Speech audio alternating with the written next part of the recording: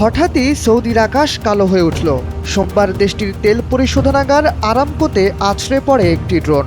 মুহূর্তেই ধোঁয়ায় ছেয়ে যায় চারপাশ। চলমান ইরান ইসরায়েল সংঘাতের সময় এই হামলা তেহরান করেছে বলে দাবি করে বেশ কয়েকটি ইসরায়েলি গণমাধ্যম। ঠিক তার পরপরই ইরানের আধা সরকারি সংবাদ সংস্থা তাসনিম নিউজ জানায়, সোমবার হওয়া সেই হামলাটি আসলে করা হয়েছে তেল আবিব থেকে। ইরানের সামরিক বাহিনীর এক সদস্যর বরাত দিয়ে সংবাদ মাধ্যমটি এই খবর প্রকাশ করেছে।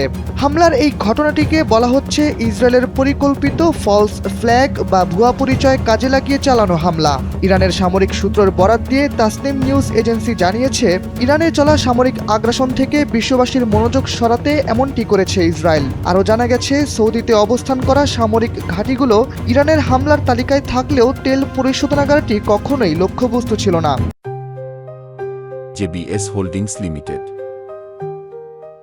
ইরান বলছে, শুধু তেল পরিশোধনাগারই নয়, মধ্যপ্রাচ্যের আরও কয়েকটি দেশে এরকম হামলা হওয়ার সম্ভাবনা রয়েছে।